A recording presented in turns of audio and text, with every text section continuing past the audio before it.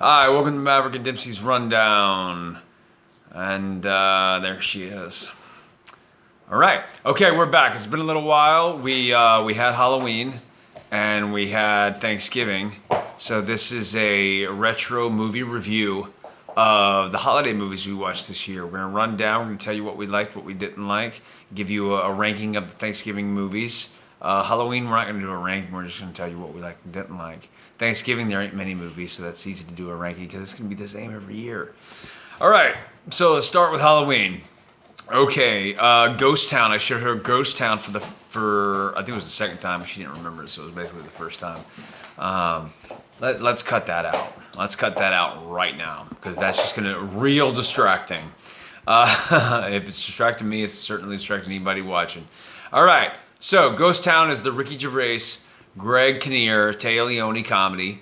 All right, it was Ricky breaking out into movies. Didn't do well at the box office, unfortunately. So his movie career didn't go too many places after that, or anywhere really. I think he just kind of became a side character in the Night of the Museum movies. But I like it. I like Ghost Town. It's not a scary movie. It's not meant to be a scary movie. It's just the Halloween element of a ghost who's trying to right wrongs for all these people. Similar to that movie that we reviewed, Heart and Souls, the Robert Downey Jr. What was that, early '90s movie with Elizabeth Shue and Charles Grodin. It's similar to that, where he's got to right these wrongs for these ghosts so they can be at peace. Ricky Gervais bringing his rude style of comedy to it. Greg Kinnear as the arrogant ghost, extraordinaire. I like it. It's a fun watch. It's good. It's a good movie. It's got a nice little story behind it. Nice little right and wrong, and there is a twist. And I just thought it was good family Halloween fun. What'd you think? I liked it. All right. Don't remember it. You what? I don't remember it. You don't remember Ghost Town? It's the second time you don't remember it. It was just 2 months ago. It, but not that much. All right, whatever. Just jump in when you can contribute, okay? All right. So also showed her Stand By Me. It was again the second time I showed her Stand By Me. Hopefully she remembers this one. Once again, not a scary Halloween movie, except Kiefer Sutherland's a little scary in it. But all right. But Stand By Me. It's a Stephen King movie. It's based around. It centers around death and the search for this dead body of this kid who was brutally killed, getting hit by, I believe, a train. Yeah, getting hit by a train. So it's a family favorite of mine from when I was a kid. And like I said, not a huge Halloween element around it, but it's Stephen King. It's about a dead body. I figured it suited Halloween. It was on, and I love that movie. What did you think of Stand By Me? Do you want to talk about that one? I thought it was good. All right. Yeah. That's it. All right. Moving on. Let's go on the more thumbs up, thumbs down side of Haunted Mansion. We watched two Haunted Mansions. Both were the first times we ever saw them. We watched Eddie Murphy's Haunted Mansion, which is a movie that missed me. I once went to a drive-in to watch it and just paid attention to the girl at the movie. Then the so hey. Anyway, Haunted Mansion with Eddie Murphy was a really good movie, in my opinion. It wasn't great. It wasn't spectacular. It certainly wasn't Eddie Murphy's best. It wasn't a Boomerang or Coming to America or Trading Places, Beverly Hills Cop, and the list goes on and on of the great Eddie Murphy movies. But it was a good, solid family movie. He went into more of that family genre with the Nutty Professor movies, the Dr. Doolittles, the Donkey and Shrek, and Daddy Daycare and so forth. And I thought this one was really good. Once again, not great, not one of his stronger efforts, but a fun little family watch, fun little Disney movie you can put on with the kids, and not going to give them any nightmares. It's based around my favorite ride from Disney World, the Haunted Mansion itself. So I dug that one. What'd you think about the Haunted Mansion with Eddie Murphy? I thought it was good. That was good. All right, that's what we got. Haunted Mansion with the Muppets. This one came out last year, so this was a newer one. We missed it last year, and I wish we would have missed it this year. I like the Muppets.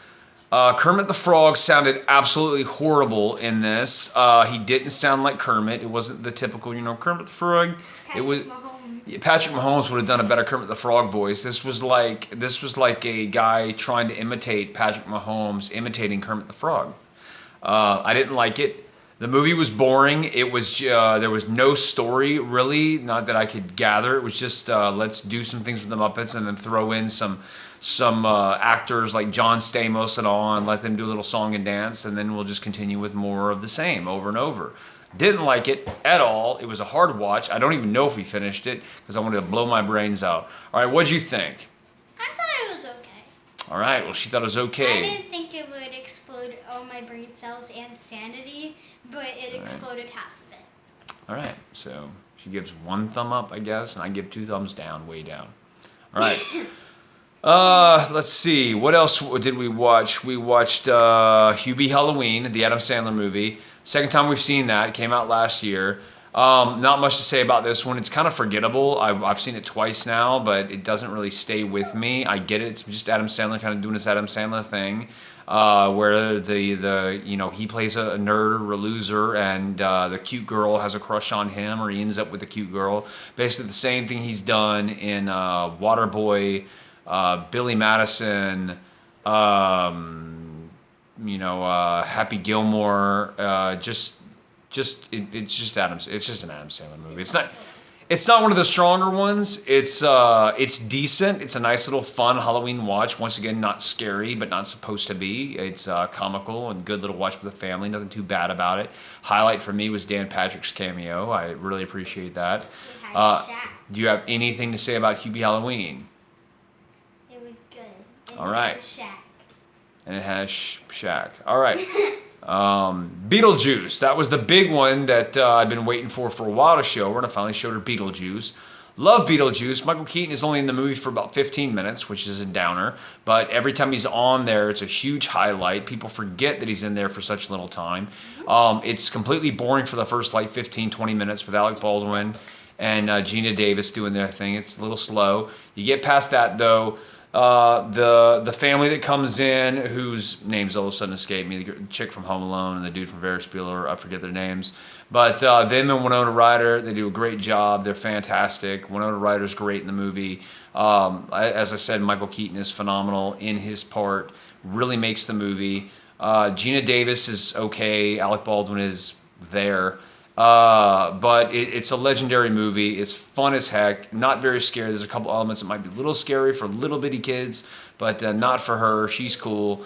And I love it. I love Beetlejuice. Anything to say about Beetlejuice? It was good, and it was so good that Monster High made Monster High dolls of it. All right.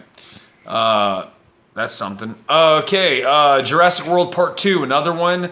Not as bad as people say, not as good as the first one, but I thought it was a good movie. We're kind of still building up, still dragging our feet to see the third one, which is on Peacock, and we can watch it anytime, but we forget. But Jurassic World 2, a little bit of scary elements, not too scary. Maybe, once again, for the little kids it is. Not really a Halloween element, but it does have some frights in it. So, Jurassic World 2, dug it. What did you think? I thought it was good, but I don't remember it that much. All right, she forgets a lot. Sweet people, she's a sweet one, but not the best memory when it comes to movies. The Burbs, one of my favorite Halloween movies. If I had to narrow it down every year, Burbs is going to make the list. It's hilarious. There's not any serious fright in it. We were trying to just keep things light. I'm not a big fan of horror movies, except for the ones that I grew up with, which she's still a little too young to watch. Burbs, Tom Hanks, one of his best movies. Rick Dukeman, phenomenal. Not appreciated. He's very underrated as a sidekick. Forgot the old man's name that plays the soldier, but he's in it and he's great. Carrie Fisher does a good job as Tom Hanks' wife. The bad guys, if you want to call them that, they're entertaining. Corey Feldman does a great job as the side character, as the next door neighbor. The Burbs is just a phenomenal, underrated comedy. It's right up there with the best that Tom Hanks has ever done, but it's not appreciated as much as it should be. But this and Splash and Big and League of Their Own and there's a few others I could probably toss in there. It's just a great movie. It's like my number one Halloween comedy, probably. All right, what do you think? It was good and it was creepy. All right. So, quick rundown of Thanksgiving. That's Halloween. We didn't get to watch every movie that we wanted to watch. We missed a few. Didn't see Lost Boys. Hadn't watched The Monster Squad. Tremors, that's a shame. We've seen them before. We'll get to them again, whatever. Moved on to Thanksgiving, all right? Thanksgiving, this one's an easy one. Number three Thanksgiving movie of all time is often called number one. For us, it's number three, or for me at least. Planes, Trains, Automobiles. Steve Martin and John Candy. Phenomenal movie, great, sweet, and funny, although I do think the comedy is a little overblown. I don't think it's as funny as people think.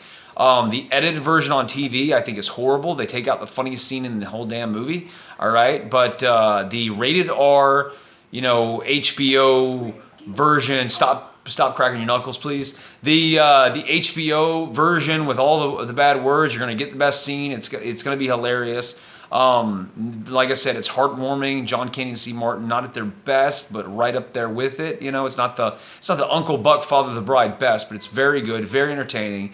I put it at number three. Most people have it at number one. Whatever. Number 3. You what? I have it number 3. I thought you already said number 2. All right. Her memory's not even as strong for our videos here. All right, number 2, Dutch. Ed O'Neill, often forgotten. Ethan Embry, going by Ethan Randall at the time. Love this movie. Love Ed O'Neill. Remembered how good it was. Already had it number 2, even though I haven't seen it in over a decade. Finally showed it to her. Love the movie Dutch. Highly underappreciated, like I said. It's just Ed O'Neill doing his comedic best. It's not a character that he did on Modern Family. It's not the character he did in Married with Children. It's more of a straight-laced type of character that just hits you with the one-liners, and it's something that he really doesn't do. I think the closest thing would be his small part in the movie K-9 with Jim Belushi. But I thought it was great. Thought it was phenomenal. Was so glad I could finally show it to her. Also, just like Planes, Trains, Automobiles, has that sweet little touching roundup at the end, and dig it. I loved it when I was a child. I love it now. What do you think of Dutch? It was good. All right. 1 thumb up, 2 thumbs up. Where does it rank in your top 3? It ranks number 2. All right. So I guess that's 2 thumbs too.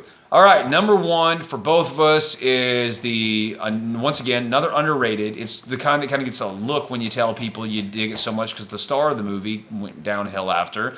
But Son-in-Law with Pauly Shore. Pauly Shore, Carly Gugino, Tiffany Amber Thiessen. Love this movie. It's a fun watch. I can put it on any time, not just for Thanksgiving, but it does have the Thanksgiving theme. It's on a farm.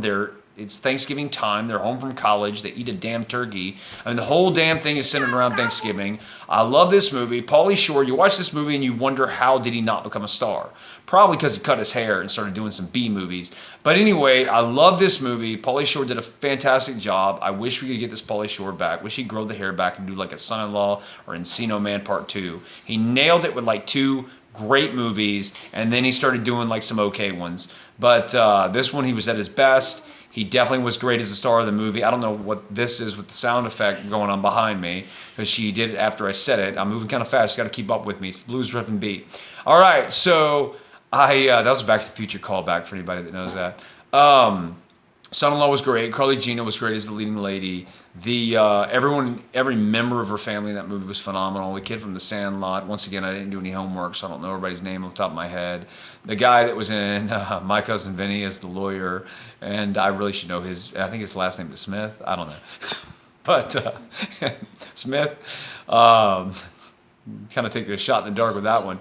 But Lane Smith, that sounds familiar. Maybe it's Lane Smith. But he did fantastic in the movie. The whole family was great. The bad guy, although I didn't really get why the farmer bad guy teamed up with Carly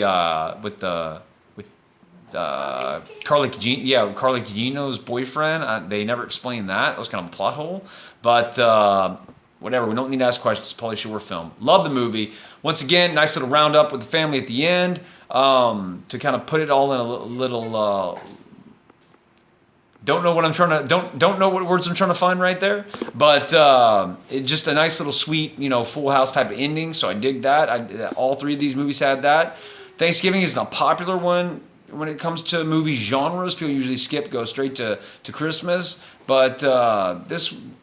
Son-in-Law, whether it's Thanksgiving, Christmas, whatever, it's a good little family watch with your family.